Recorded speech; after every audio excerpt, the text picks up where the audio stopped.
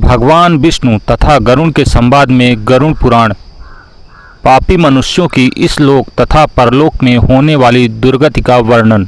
धर्म ही जिसका सुदृढ़ मूल है, वेद जिसका स्कंद है, पुराण रूपी शाखाओं से जो समृद्ध है, यज्ञ जिसका पुष्प है और मोक्ष जिसका फल है, ऐसे भगवान मधुसूदन रूपी पादप जैसे वृक्ष सबको आश्रय देता है, वैसे ही भगवान भी अपने चरणार बिंद में आश्रय देकर सबकी रक्षा करते हैं। इसलिए भगवान मधुसूदन को यहाँ पादप वृक्ष की उपमा दी गई है। कल्प वृक्ष की जय हो। देव क्षेत्र नैमिषारण्य में स्वर्गलोक की प्राप्ति की कामना से शौनकादि ऋषियों ने एक बार सहस्त्र वर्ष में पूर्ण होने वाला यज्ञ प्रारंभ किया। एक समय प्रातः काल के हवनादि कृत्यों का संपादन करके उन सभी मुनियों ने सत्कार किए गए आसनासीन सूत जी महाराज से आदरपूर्वक यह पूछा।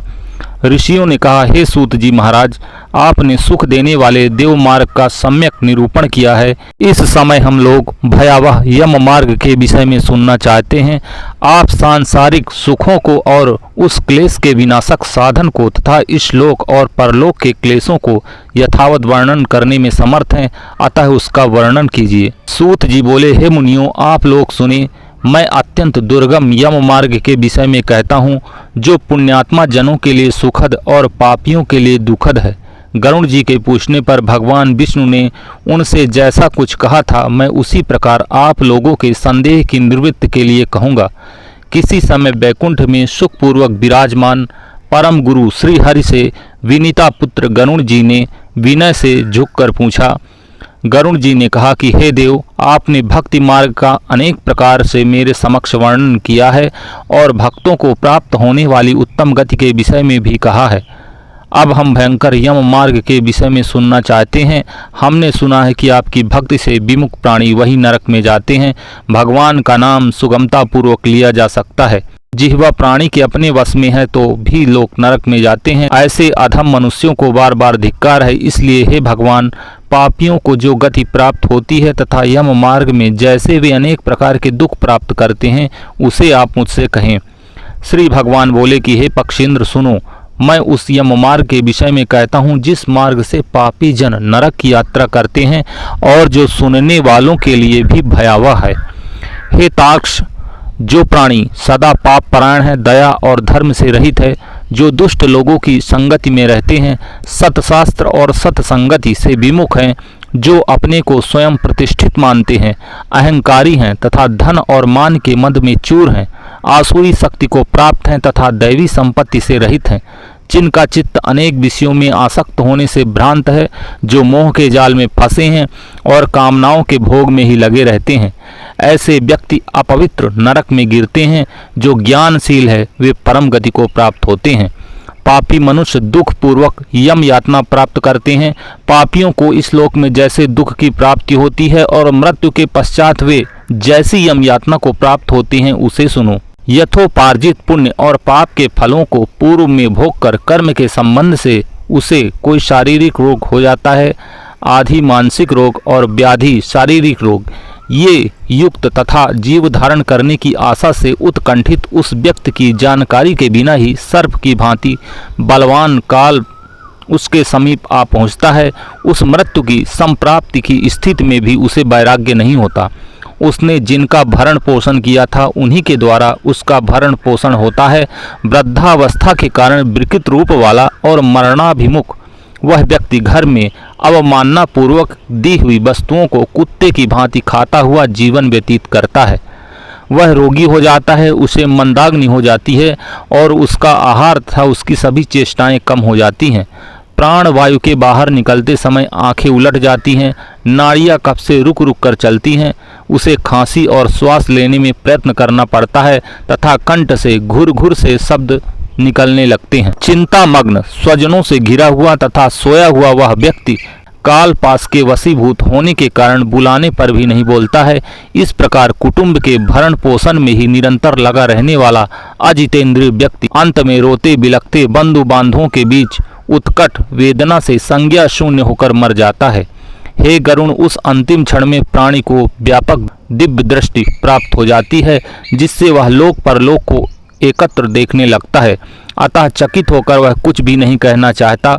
यमदूतों के समीप आने पर भी वह सभी इंद्रियां विकल हो जाती हैं, चेतना जड़ीभूत हो जाती हैं और प्राण चलायमान हो जाते हैं। आतुर काल में प्राणवायु के अपने स्थान में चल देने पर एक क्षण भी एक कल्प के समान प्रतीत होता है और 100 बिच्छुओं के डंक मारने जैसी पीड़ा होती है। वैसी पीड़ा का उस समय उसे अनुभव होने लगता है। वह मरणासन्न व्यक्ति फेन उगलने लगता है और उसका मुख लार से भर जाता है। पापी जनों के प्राणवायु अधोद्वार गुदा मार्ग से निकलते हैं। उस समय दोनों हाथों में पास और दंड धारण किए नग्न, दांतों को कटकटाते हुए क्रोध नेत्र वाले यम के 2 दूत भयंकर दूत समीप आ जाते हैं। उनके केस ऊपर की ओर उठे होते हैं। वे कौवे के समान काले होते हैं और टेढ़े मुख वाले होते हैं तथा उनके नख आयुध की भांति होते हैं। उन्हें देखकर भयभीत हृदय वाला वह मरणासन्न व्यक्ति मलमूत्र का विसर्जन करने लगता है। अपने 5 भौतिक शरीर से हाय हाय करते हुए निकलता हुआ तथा यमदूतों के द्वारा पकड़ा हुआ वह अंगुष्ठ मात्र प्रमाण का पुरुष अपने घर को देखता हुआ यमदूतों के द्वारा यातना देह से ढककर के गले में बलपूर्वक पासों से बांधकर सुदूर यम मार्ग यातना के लिए उस प्रकार ले जाया जाता है जिस प्रकार राजपुरुष दंडनीय अपराधी को ले जाते हैं। इस प्रकार ले जाते हुए उस जीव को यम के दूत तर्जना करके डराते हैं और नरकों के तीव्र भय का पुनः पुनः वर्णन करते हैं और सुनाते हैं। यमदूत कहते हैं कि हे दुष्ट, शीघ्र चल, तुम यमलोक जाओगे। आज तुम्हें हम सब कुंभीपाक आदि नरकों में शीघ्र ही ले जाएंगे।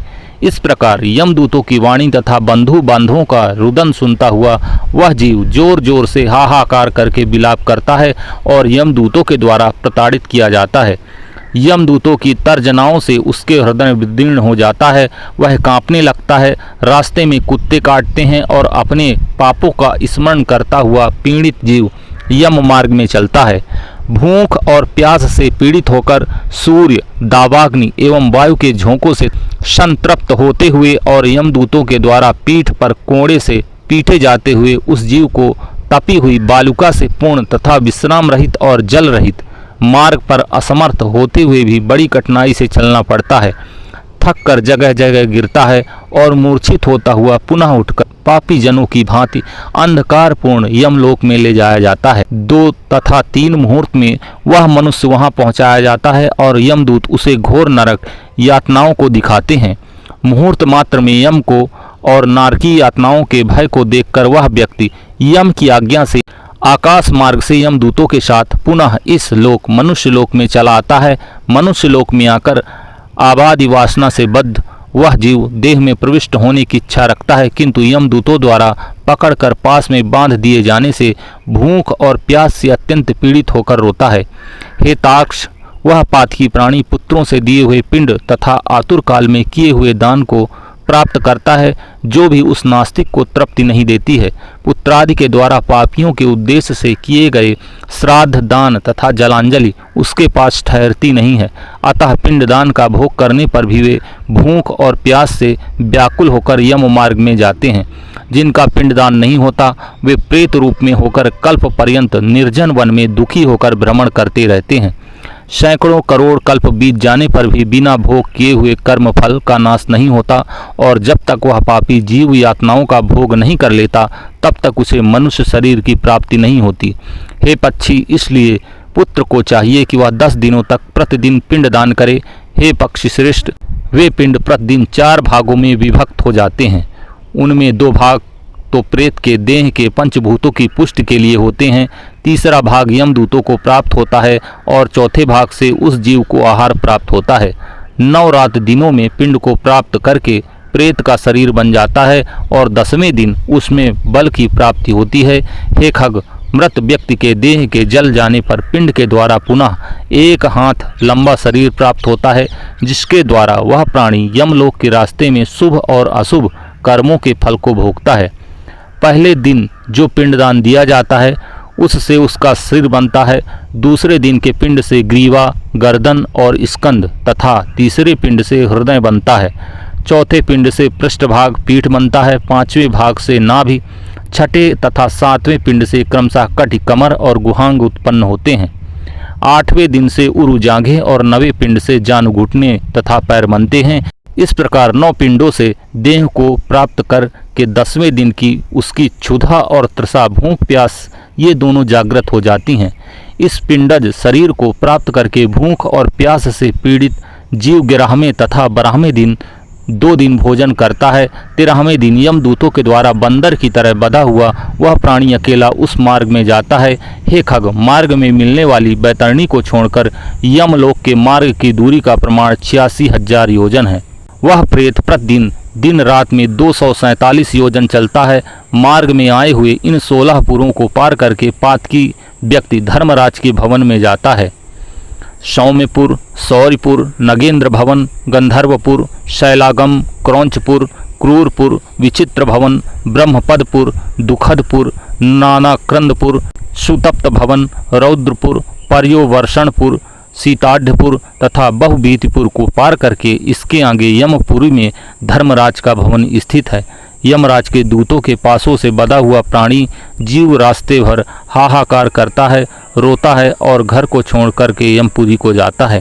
इस प्रकार गरुड़ पुराण के अंतर्गत सारुद्वार में पापियों के इस लोक तथा परलोक के दुख का निरूपण नामक पहला अध्याय पूर्ण हुआ। शेष अगले भाग में। तब तक के लिए वीडियो को लाइक करें और चैनल को सब्सक्राइब करें। ओम नमो भगवते वासुदेवाय।